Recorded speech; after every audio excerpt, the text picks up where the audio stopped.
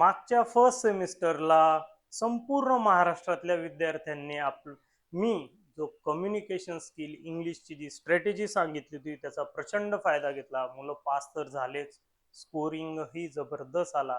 आणि आता या सेकंड सेमिस्टरचा जो सर्वात डॉन सब्जेक्ट आहे बाबा अप्लाइड मॅथमॅटिक्स, यासाठी परत एक वेळ आलोय. थोडा उशीर झाला कारण की लोड पण जास्त होता. एक्झामला आता 9 ते 10 दिवस बाकी आहे, पण हरकत नाही. फक्त 6 दिवसात तू कमीत कमी 40 मार्क्स मिळवू शकतो. You can score 40+. फक्त 6 दिवसात अशी स्ट्रॅटेजी भन्नाट आणलेली बाबा. नक्की पूर्ण व्हिडिओ बघ. त्या अगोदर एक लाईक कमेंट करून जा. तुला जो टॉपिक हवा आहे सर आता रोज आम्हाला या टॉपिकवर द्या, लेक्चर आपले रोज येतील, काळजी करू नका.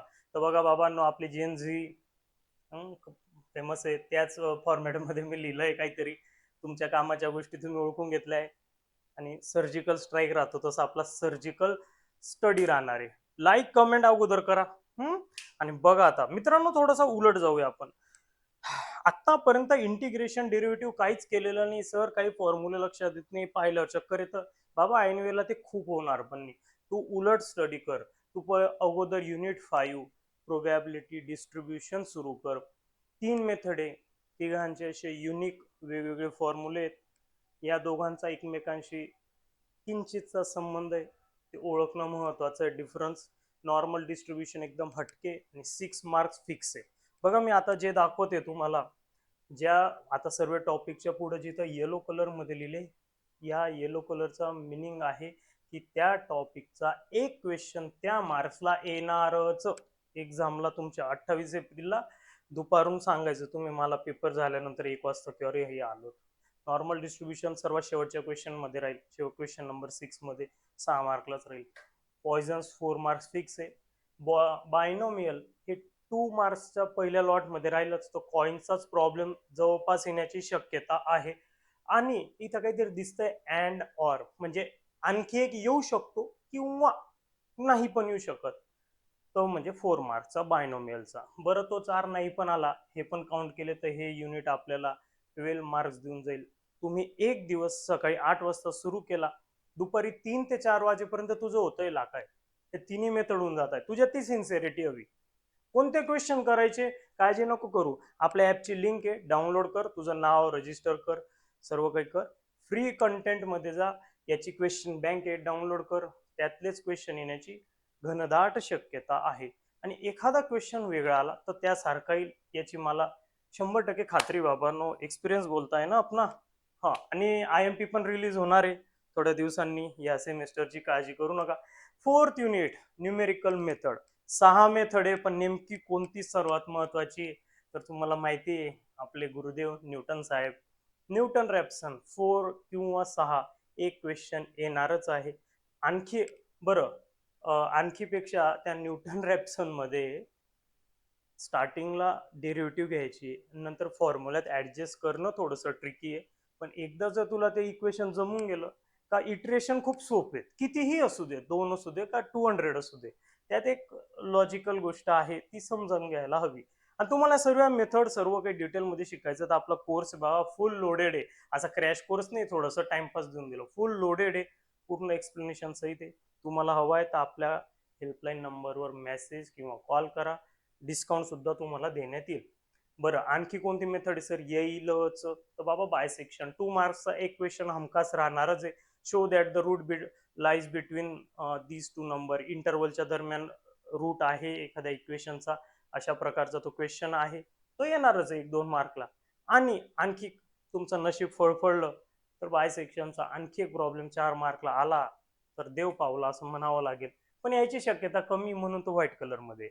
पण पण बायसेक्शन किंवा रेग्युलर फॉल्सी या दोघांपैकी एक क्वेश्चन 4 मार्क्सला येणारच आहे. रेग्युलर फॉल्सी मेथड बरीच वेळ खाऊ मेथड आहे, टाइम कन्झ्युमिंग मेथड आहे. या सर्वच मेथड टाइम कन्झ्युमिंग आहे. आता तू एकच मेथडला जर अर्धा तास लावून दिलं सॉल्व्ह करायला तर 3 तासात कसं व्हायचं बाळा. या 2 मेथड अतिशय छान आहे, मस्त आहे. आनंद होतो मुलांना आता सोडवायला वगैरे. मला फीडबॅक येतात ना विद्यार्थ्यांचे, त्यातूनच सांगत आहे. दोघांमध्ये अगदी किंचितचा फरक आहे, तो फरक समजून घ्यायचा, कन्फ्यूज व्हायचे नाही. आणि राहिली बकशाली, आत्ताच एक आपलं लेक्चर युट्यूबलाच आहे, पाहू शकता बकशालीला. ऑप्शनल आहे बाबा, 2 किंवा 4 मार्क्सला. तुम्हाला नाही करायची आता त्याचे फॉर्म्युले नाही ऐन वेळेला लक्षात राहते, असू दे, जाऊ दे ना, ऑप्शनला आहे ना दुसरं मटेरियल, या वरच्या 5 तर करून टाक. एका दिवसात होत आहे मित्र, आहे सिन्सिरिटी आहे हा आपल्यात. हा, न्यूटन रॅप्सन साठी डेरिव्हेटिव्ह गरजेचं आहे, तर हे युनिट बघ तुला मिनिमम 40 मार्क्स येणार, मॅक्झिमम 16 पर्यंत. ते मॅक्झिमम 16 नको धरू, कारण की तो ऑप्शनला असतो कोणाला कोणाला तरी, प्रोबॅबिलिटीला ऑप्शनला असू शकतो. आता युनिट 5 आणि 4 यांचेच मार्क्स आपण काउंट केले, बघ हे 14 आणि हे 12, तर इथंच तुझे 26 होऊन गेले मित्रा. 26 इथंच झाले. आणखी काय हवं? बघ याच्या डेरिव्हेटिव्ह फक्त इथे लागते थोडीशी, तिथे करूनच घेतो, येणारच आहे क्वेश्चन. छोटीशी डेरिव्हेटिव्ह तिथं सोपी सोपी. हा, युनिट नंबर 3 अतिशय छान, मस्त आहे बाबा. आता तुझे ते 2 युनिट झाले, तू नक्की यातला एक टाईप करूनच 2 मार्कच्या याच्यात मिळणारच आहे, आणि अत्यंत सोपा आहे, अगदी तासाभरात होईल. फक्त तुझं बेसिक नॉलेज 8-9 स्टँडर्डचं, 7वी 8वी 9वीचं पक्क पाहिजे. ते म्हणजे ऑर्डर डिग्री हा प्रकार 2 मार्कचा राहणारच आहे. रॅडिकल कशाला म्हणतात, फ्रॅक्शन कशाला म्हणतात, त्याला रिमूव्ह करण्याची काय मेथड आहे, हे थोडं हवं आहे त्याच्यासाठी. तर खूप सोपं आहे, फक्त तुला ऑर्डर आणि डिग्री आयडेंटिफाय करून लिहायची आहे, आणि थोडंसं त्याला 2-3 स्टेप काही करण्याची आवश्यकता राहिली ते करायचं आहे. हा फॉर्मेशन ऑफ डिफरन्शियल 3 मार्कला राहणार आहे. या डेरिव्हेटिव्ह घ्यायची असते इक्वेशनची, किती घ्यायची राहते काय राहते रे, हे डिपेंड असतं त्याच्या आर्बिटरी कॉन्स्टंटवर किंवा जे प्रूव्ह दॅटला दिलं त्यावर. आणि ह्या 3 मेथड आहे, यांच्यामध्ये लागतं आपल्याला इंटिग्रेशन. हो, इथं डेरिव्हेटिव्ह आणि इथं लागतं आपल्याला इंटिग्रेशन. एक्झॅक्ट डिफरन्शियल अतिशय युनिक आहे. त्याच्यात ते डॅबा वाय डॅबा एक्स वगैरे भानगड आहे, छान आहे, इंटरेस्टिंग आहे. फीडबॅक वरनं सांगतोय मी विद्यार्थ्यांच्या. बरं, ह्या मेथड तुम्हाला दिसताच आहे कोणत्या किती मार्क्सला, पण याच्यात इंटिग्रेशन आहे. एक क्वेश्चन प्रत्येकाचा येणारच आहे. कठीण काहीच नाही, कठीण हे माइंडसेट असतं. तू माइंडसेट कठीण करून घेतलंय तर होणारच आहे. आणि बॅकलॉग लागतो ना, तेव्हा कळतं माणसाला की आपण किती काय मिस करून दिलंय. मागच्या सेमिस्टरला तुम्ही प्रत्येकाने हा विचार केलाच असेल एक्झाम सुरू असताना, की बाबा सेकंड सेमिस्टरला मी ना डे 1 पासून अभ्यासाला सुरुवात करेल. पण आता 4 महिने झाले, तुम्ही काय अभ्यास केला, किती केला, हा स्वतःला प्रश्न विचारा. एवढं सत्य कोणीच बोलत नाहीये युट्यूबवर, सर्व गोड बोलून ते त्यांचं चालवण्यामागे. मी मी जे ते तुम्हाला सांगतोय, हा, सत्यता सांगणं बाबा एका शिक्षकाचं काम. तर बघा, 12 to 14 या युनिटमध्ये तुम्ही मिळवू शकतात. छान युनिट आहे, हे 2 टॉपिक नका सोडू.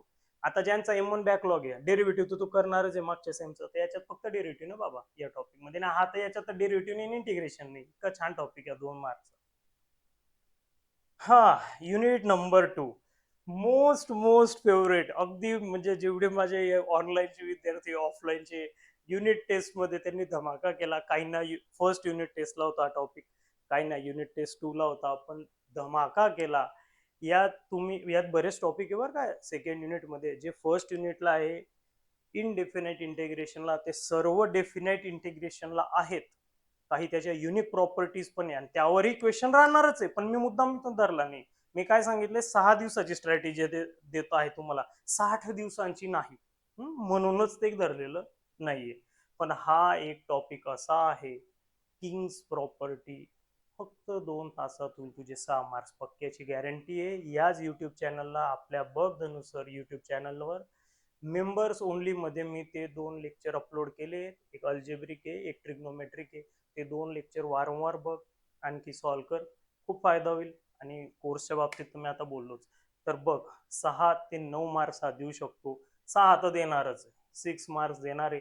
खूप सुंदर प्रॉपर्टी आहे, इंटिग्रेशनचा एकच फॉर्म्युला तो वगैरे आहे, बरंच काही. हा, आणि आला युनिट नंबर 1. हे युनिट नंबर 1चे टॉपिक आहे, हे एका दिवसात होणारे नाही आहे. ऑनेस्टली स्पीकिंग, उगाच काही हवेत गोष्टी करणार नाही. आता तुला ट्रिग्नोमेट्री, साइन कॉसची ॲलर्जी, तर कसं काय तू याचे 4 मार्क मिळशील? एक क्वेश्चन तर येणारच आहे 4ला फिक्स. मी बोललो ना, 28 एप्रिलला दुपारून पाहून घ्यायचो क्वेश्चन पेपर. हा लेक्चर परत बघजो की आलं होतं का. सबस्टिट्यूशन एक राहणारच आहे. पार्शियल फ्रॅक्शन, आता तुला जर फर्स्ट सेमचं पार्शियल फ्रॅक्शन मग जमलं नाही, तू फक्त स्टॅटिस्टिक्सच्याच भरोश्यावर पेपर काढलाय, तर कसं का होईल मित्रा?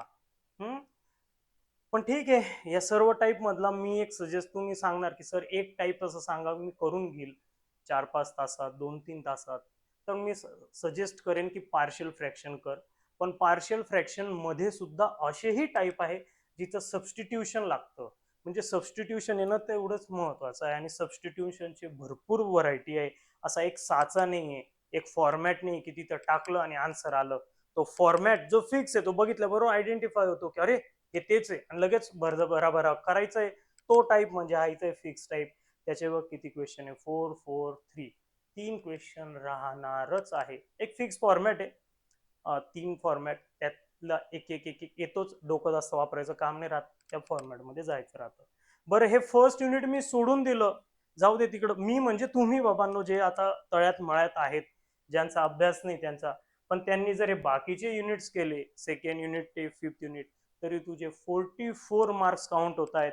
तू परत व्हिडिओ बॅकला जा आणि फक्त मिनिमम मार्क्स पकडा, मॅक्झिमम पकडतच नाही कोणत्याही युनिटचे.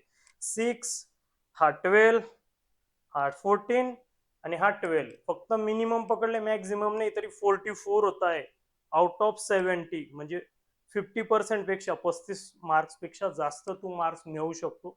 फक्त स्वतःला समर्पण कर, रील्स वगैरे बंद कर, हा माझा सल्ला आहे.